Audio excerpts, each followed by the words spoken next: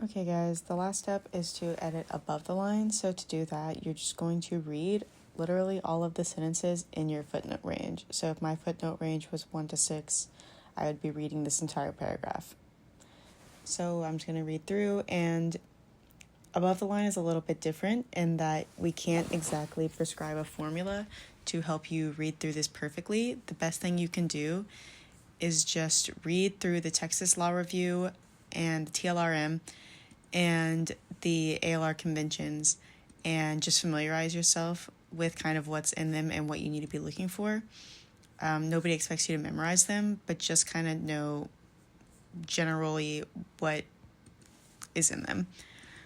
So I'm going to start reading, and just read carefully and keep in mind anything that looks out of place. So over the past decades, the EPA, I'm in the introduction right now. This is the very start of the paper, and EPA hasn't been explained. This acronym has not been explained. I'm pretty sure that's in one of these rules here. I think this is our conventions. Yeah, here's abbreviations.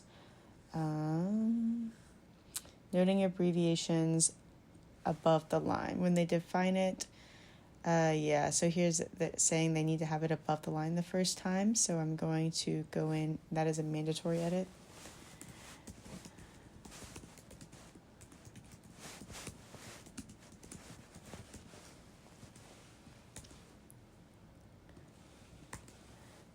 And you're just going to leave a comment saying what you did and why. So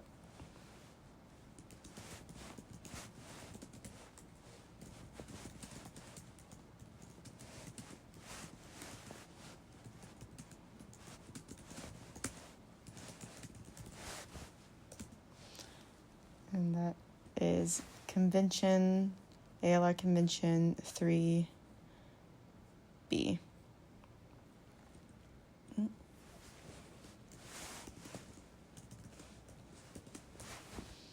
Okay. Then you'll just keep reading.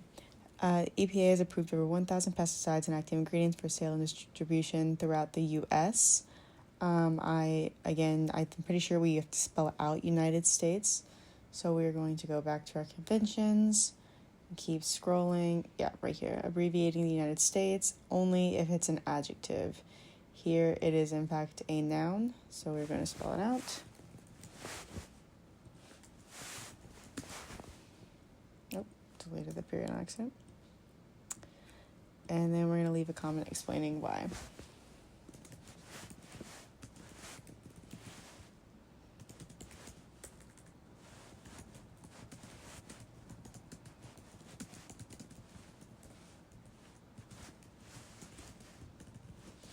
That was 3D. Okay, and then we'll just find one more mistake real quick so I can show you the TLRM. Here, pesticides are engineered to harm living things and are not discriminatory. That's kind of a lot of passive voice, which is, forgot to send that. That's kind of a lot of passive voice. I'm pretty sure there is a rule in the TLRM about passive voice, so let's see.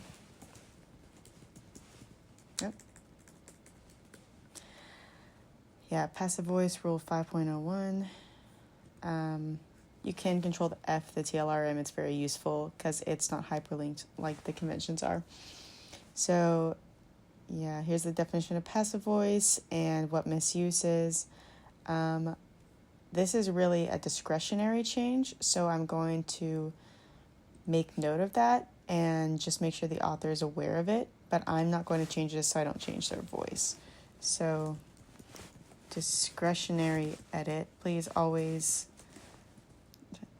make sure to label when change is discretionary, and then you can just say passive voice.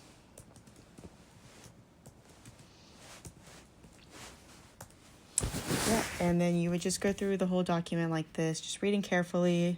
Anything that sticks out, sounds weird, you're not sure about, just Control F it in one of the documents that we've put together for you, and if you're ever not sure or can't find something, then feel free to ask your AE. Happy spading.